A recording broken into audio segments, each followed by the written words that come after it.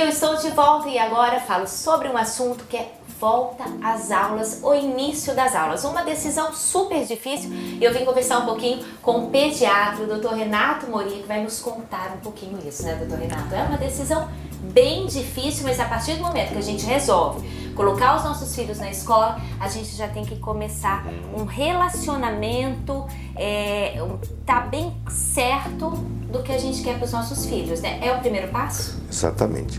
Hoje, na verdade, para muitas famílias, né, é imperativo que coloque na escola, né?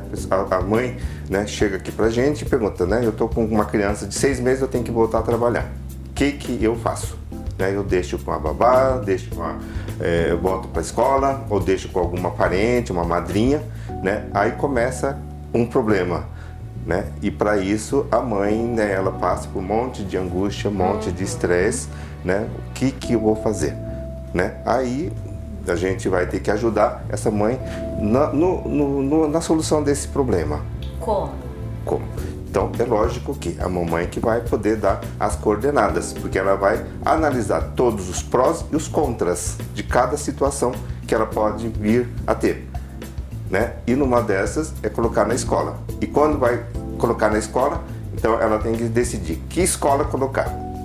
E aí começa aquela via sacra, porque a gente é da cidade inteira, Isso. analisa os prós e os contras, pontos positivos. Exatamente, pontos positivos, os negativos. Né? Lógico que, né, nós temos muitas escolas boas, aí ela tem que escolher, né, o que ela quer para o seu filho ou para sua filha. Né? Porque, na verdade, a escola é uma continuação da casa, é como se fosse um quintal da casa. Né? Então ela vai escolher uma escola que tem a ver com ela. Né, uma escola que pode continuar a questão afetiva, né, nessa escola. Principalmente a questão afetiva nesse período, né? Principalmente, exatamente. A questão afetiva é importante porque com afeto ela aprende e ela consegue trabalhar com esse afeto. Perfeito. Então a gente tem que estabelecer isso. E o que eu costumo dizer é que muitas vezes, por exemplo, a criança é pequenininha, então a gente vê crianças aí, como o senhor acabou de mencionar, que vai para o berçário, mas também a gente vê criança a partir de 1 ano e meio, 2 anos, que já começa a entender melhor e na hora, também utilizando os mesmos critérios, né? Isso. E na hora que ingressa para a escola, a gente vê que algumas crianças não aceitam, choram e tal. Isso também está relacionado à ansiedade e à insegurança que as mães passam para os filhos? Está diretamente relacionado? Isso é certo. Então, se a família decidiu que vai ter que colocar na escola, escolheu, fez uma escolha dessa escola, né? Então, a questão é assim, levar e delegar esses cuidados que ela daria em casa para essa escola, né? De uma forma o mais tranquilo possível. Mas quando a criança está começando a ir para a escola, está com criança de 1 ano, 1 ano e pouco, com certeza não é uma coisa muito fácil, né? E a angústia permeia todo esse momento, né? E a criança percebe naturalmente, né? E no começo, com certeza, a angústia da separação é intensa, né? Mas lógico que vai depender de como que a mamãe se lida com isso. Conduz essa situação, né? E como é que a escola também conduz né, faz esse meio de campo, né, para que as coisas se tornem menos traumáticas possíveis. É lógico que quando esse transtorno, né, se torna de uma forma um pouco mais prolongado, né, precisa de um auxílio de um outro profissional. Tá, né? Então como que o senhor orienta, mas como que eu tenho esse discernimento que essa situação está sendo prolongada para eu procurar uma ajuda? Bom, em primeiro lugar, eu diria assim, será que a mamãe está muito certa que quer colocar? É uma coisa muito simples, né? Quando você diz assim, né? Ou diz, ou você atua, né? Você quer essa caneta, né? E você fala assim, você quer essa caneta? É a mesma coisa assim quando você vai entregar o filho. Você fala assim, ó, que meu filhinho. Não, e a gente vê que a gente entrega o filho, mas a gente entrega segurando. Segura e não deixa aí. Né? E fica com remorso, com culpa, né? Aquele choro, né?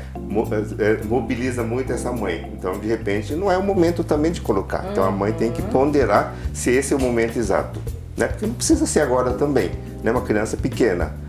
Né? E diferentemente da minha época, que a gente começava já com 7 anos na escola, agora começa, já com 6 meses já começa, né? Tem creche, berçário, C1, C2, C3, pré-1, pré-3 e P4, para depois entrar na escola fundamental. Mas eu acho que a ajuda maior é para a mãe, que está com um sofrimento muito intenso.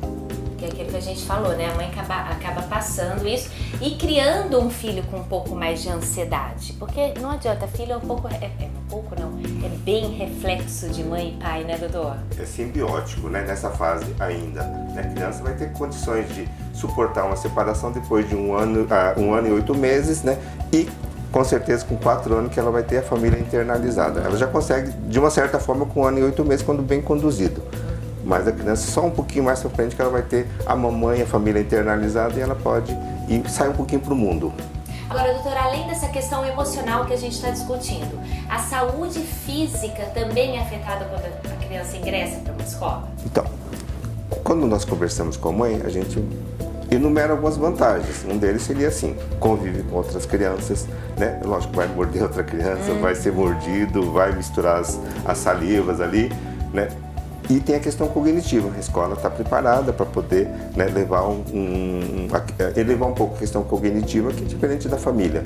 Né? Mas, por outro lado, nós temos essa questão de que a criança vai conviver com outras crianças e vai trocar doenças. Assim como essa criança vai ficar mais doente, vai passar doença para as outras. Né? E nesse sentido, assim, né, não é questão de baixa imunidade, mas é pelo convívio e que a gente sabe que assim, é a partir das vacinas que a gente recebe imunidade através das doenças. Então a gente sabe que além do Programa Nacional de Imunizações, que tem as vacinas básicas, a gente recomenda que se faça, que amplie, faça um plus em termos de vacinação.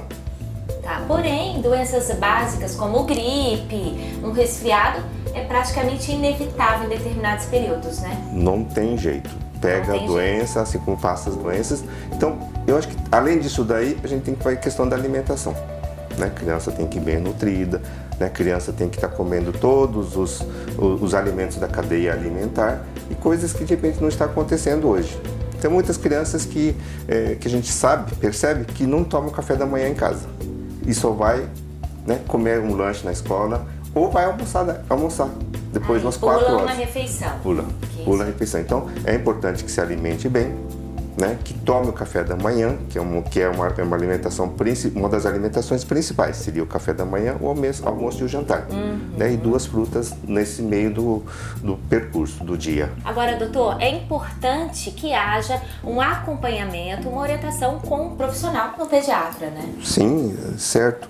Porque assim, temos muitas questões que estão envolvidas, né? Tem a questão do sono, a questão do número de telas, né? Recomenda-se menos de 2 horas diárias de tela, né? A questão do transporte, a questão da alimentação. Então tem várias questões que o pediatra precisa orientar, né? E na Sociedade Brasileira de Pediatria, né, tem um calendário, né, que se recomenda que a criança seja acompanhada, né, mensalmente no primeiro ano de vida, aliás, mensalmente até os 6 meses, depois com 9, 1 ano, 1 ano e meio, 2 anos, 2 anos e meio, 3 anos, 3 anos e meio, 4 e depois anualmente até a saída da adolescência. Perfeito. Que vai ter, né? E aí tem então toda essa tabela para o acompanhamento. Isso, além de acompanhar o crescimento, o desenvolvimento e as dúvidas que, claro, surgem, né? As dificuldades que vão surgir, né? E o pediatra está ali pronto para atender. Que ajuda nesse processo para que a transição seja ainda mais fácil. Doutor, muito obrigada pelas informações. Eu que agradeço. Obrigado.